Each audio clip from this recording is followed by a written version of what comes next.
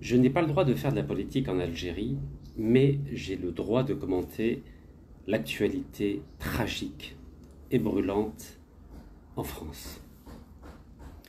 Mon souci ce soir est de présenter une alternative aux 15 millions de Français d'origine étrangère, qu'ils soient berbères, arabes, noirs, antillais, turcs, et qui risquent, si le Rassemblement national de Le Pen et de Bardella arrive au pouvoir, d'être stigmatisés, d'être discriminés, d'être parqués, expulsés, voire même exterminés. Donc ce message s'adresse à ces 15 millions de Français d'origines étrangères qui risquent de se voir dénaturalisés par l'arrivée de l'extrême droite au pouvoir, comme cela s'est produit lorsque Hitler est arrivé au pouvoir en 1933 en Allemagne et lorsque le maréchal Pétain est arrivé au pouvoir en 1940 en France. Vous le savez, je vous l'ai dit plusieurs fois, malheureusement l'histoire se répète et à chaque fois qu'elle se répète, c'est toujours de façon tragique. Mon propos ce soir, c'est d'essayer d'aiguiller, de conscientiser et d'offrir une alternative à ces 15 millions de Français d'origines étrangères qui sont ma priorité. Car je suis un véritable panafricaniste et à ce sujet, je dirige un think tank qui s'appelle Pan-African Solutions et qui essaye d'apporter des solutions aux problèmes de tous les Africains, qu'ils soient du Nord ou de l'Afrique noire. Et c'est en ce sens que je suis intervenu au Sénégal pour apporter une solution au problème de l'opposition qui était incarcérée dans les prisons sénégalaises. Et vous l'avez observé en mars dernier, ce plan, cette stratégie du plan B a fonctionné et j'en suis extrêmement fier. Aujourd'hui, tout le monde est d'accord, en tout cas les 15 millions de Français d'origine étrangère, pour dire que le mal absolu, c'est l'arrivée du Rassemblement national de Bardella et de Le Pen au pouvoir à partir du 7 juillet, si ce parti-là remporte les élections. Il y a une solution. Quelle est cette solution? La solution, c'est que le parti du président Macron, c'est-à-dire Renaissance, qui est crédité d'à peu près 20% des voix, fasse une coalition avec le Front populaire qui est crédité d'à peu près 30% des voix. Si ces deux partis s'entendent de façon tactique pour être contre l'extrême droite, dans ce cas-là, il y a un espoir que le Rassemblement national ne remporte pas les élections. Encore faut-il que ces deux partis politiques mettent de côté leur ego, leur ambition personnelle, leurs invectives, afin de servir le vivre ensemble en France. Car ce qui m'intéresse, moi, en tant que citoyen algérien, c'est que les 15 millions de Noirs, d'Antillais, d'Arabes, de Berbères et de Turcs ne vivent pas le même cauchemar, ne vivent pas la même tragédie que les Juifs entre 1933 et 1945. Et je vous le rappelle, 6 millions d'entre eux ont été exterminés. Donc pour éviter cette tragédie, il est important que ces deux partis politiques se mettent d'accord dans le cadre d'une coalition. Cela s'est déjà fait en Allemagne. Vous savez qu'en Allemagne, ils ont tiré la leçon de la période du nazisme. Ils ont appris à développer la culture du compromis. Ça veut dire quoi le compromis? Ça veut dire toi tu n'as pas raison, moi je n'ai pas raison, mais peut-être qu'ensemble on peut travailler ensemble. C'est ça la culture du compromis. Et l'Allemagne pratique la culture du compromis, aussi bien au niveau gouvernemental que dans les entreprises. Vous savez que l'Allemagne est le pays où il y a le moins de grèves dans le monde. L'Allemagne est le pays où il y a eu le plus grand nombre de coalitions avec l'Italie. C'est-à-dire qu'ils savent travailler ensemble quand bien même ils ont des opinions différentes, quand bien même ils ont des programmes différents et quand bien même ils ont des philosophies différentes. Cette philosophie du compromis, elle doit être appliquée aujourd'hui en France car c'est une mesure de salut public pour éviter des drames humains dans les prochaines semaines, dans les prochains mois en France, surtout en ce qui concerne ma priorité, qui sont les 15 millions de Noirs, d'Antillais, d'Arabes, de Berbères et de Turcs. Je ne veux pas qu'ils vivent un nouveau drame. Mais pour que cette culture du compromis, dont l'Allemagne est un formidable exemple, et je vais vous donner l'exemple de Gerhard Schröder. J'ai eu la chance de rencontrer l'ancien chancelier allemand Gerhard Schröder au mois de juin 1999 à Cologne.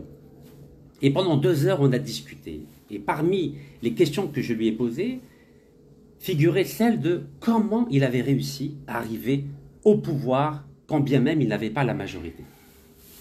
À l'époque, son parti, qui s'appelle le SPD, c'est un parti social-démocrate, était dirigé par un monsieur qui s'appelle Oscar Lafontaine, qui était étiqueté très à gauche. Ce Oscar Lafontaine faisait peur aux grandes entreprises, aux banquiers.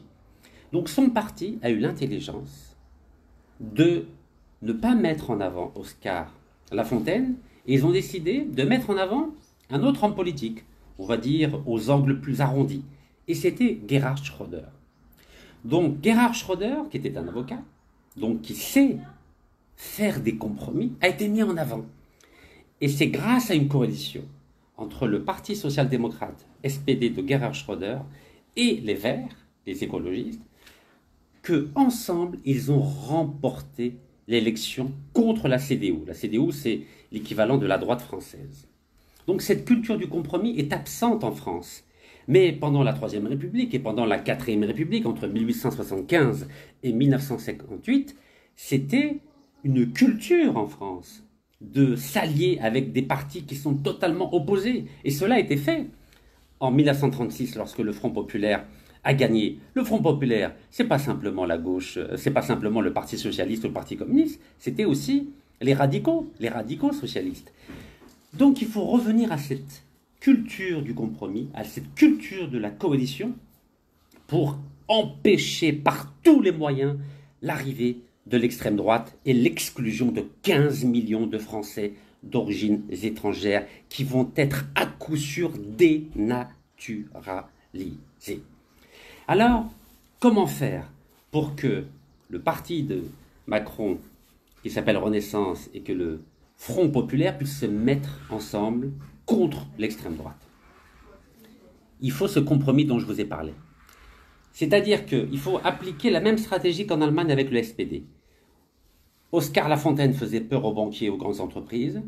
Le parti a mis en avant quelqu'un de conciliant, c'était Gerhard Schröder. Le Front populaire devrait faire la même chose.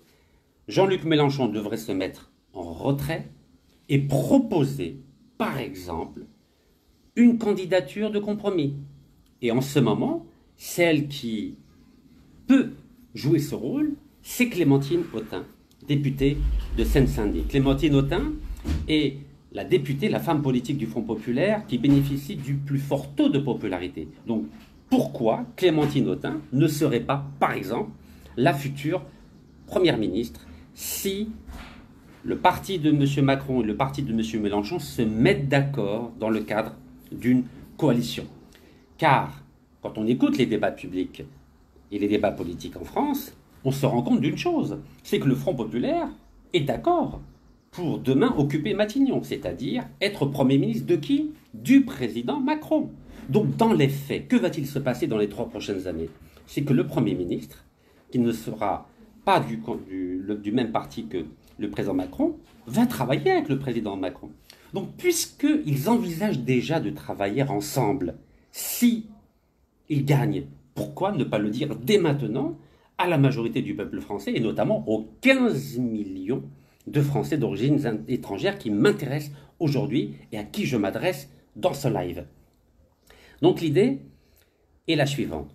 Puisque le président Macron était secrétaire général d'un président socialiste entre 2012 et 2017, ce qui veut bien dire que le président Macron n'a pas de problème à être avec les socialistes, il l'était lui-même.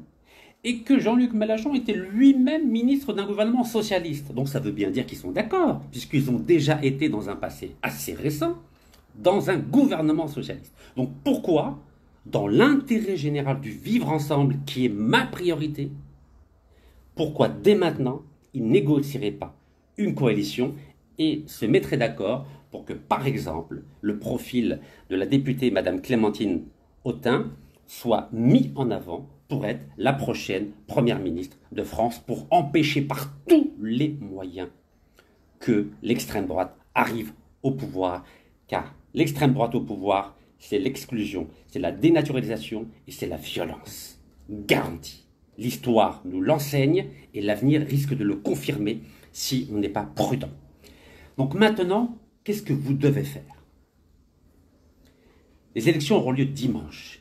Dimanche, vous le savez, c'est jour de kebab pour les jeunes et jour de marché pour les mamans dans les quartiers populaires. Donc les jeunes et les mamans qui ne loupaient aucun jour de marché.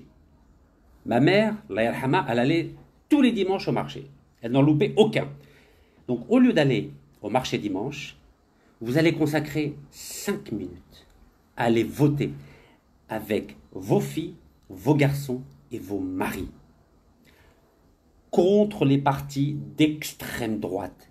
Car si vous ne votez pas dimanche 30 juin et dimanche 7 juillet, préparez-vous à un drame familial. Vous n'aurez plus les allocations familiales pour faire votre marché le dimanche. Et les petits jeunes, vous n'aurez plus votre RSA pour aller dans les cafés ou pour acheter votre joint ou pour aller dans un stade de foot pour ceux qui s'intéressent au football. Donc voilà ce que je voulais vous dire ce soir. Bonne nuit et à très bientôt.